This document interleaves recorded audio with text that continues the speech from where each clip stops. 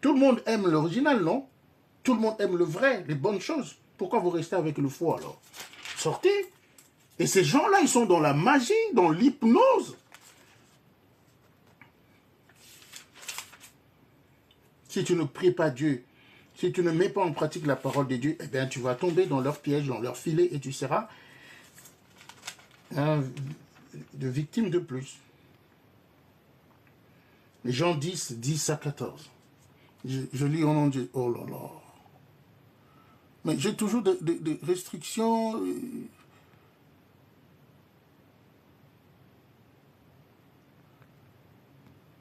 Je ne sais pas pourquoi.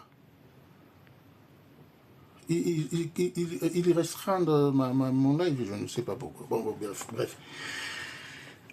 Continuez à tapoter, les amis. Sécuriser les lives parce que, voilà. Il y en a qui n'aiment pas des vérités. Alors, Jean 10, versets 10 à 14. Donc là, Jésus-Christ, il parle du bon berger. Je lis au nom de Jésus-Christ. Le voleur ne vient que pour dérober, égorger et détruire. Moi, Jésus-Christ, je suis venu afin que les brebis aient la vie et qu'elles soient dans l'abondance. Je suis le bon berger. Le bon berger donne sa vie pour ses brebis.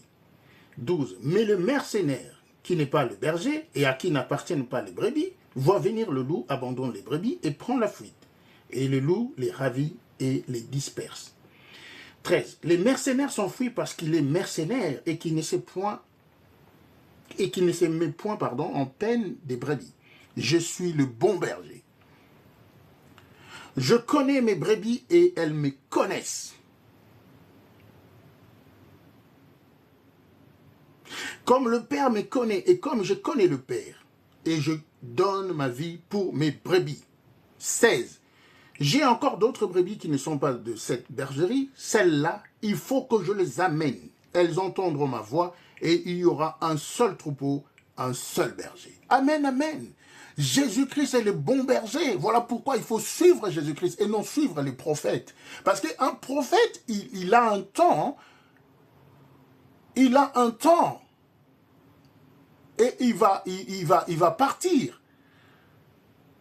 Et les amis, s'il vous plaît, continuez à écrire aussi Good Live. Hein, continuez à écrire Good Live parce qu'il y a des restrictions qui viennent. Je ne sais même pas qui signale mon live parce que c'est quand même pas possible.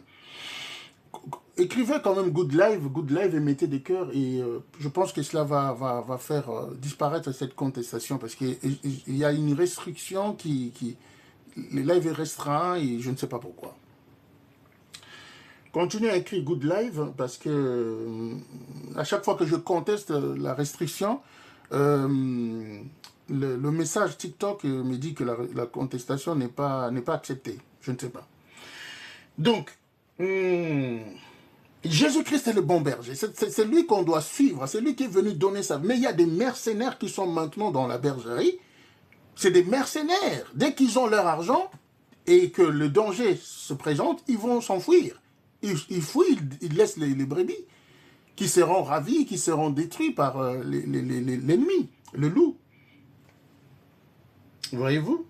Donc, on doit faire attention. Il y a tellement de faux prophètes. Des faux, il y en a beaucoup. Des faux, là. Des faux prophètes. Matthieu 24, 11 à 13. Je lis Matthieu 24, 11 à 13. Je lis au nom de Jésus-Christ. Plusieurs faux prophètes s'élèveront et ils séduiront beaucoup de gens. Et parce que l'iniquité se sera accrue, la charité du plus grand nombre se refroidira.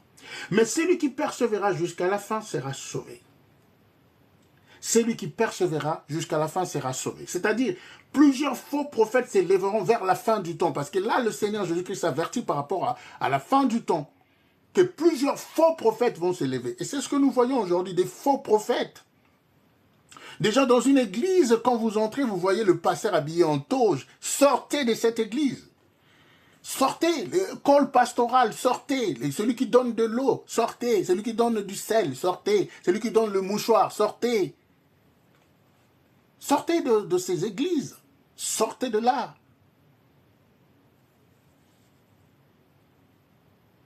Sortez. Le pasteur qui donne un bracelet parce que voilà, ça c'est un symbole. Sortez. Le pasteur qui vend des bagues là, qui vend des livres bizarres, des livres qui parlent que de la magie ou de la sorcellerie. Sortez de ces églises. Ce sont de faux prophètes.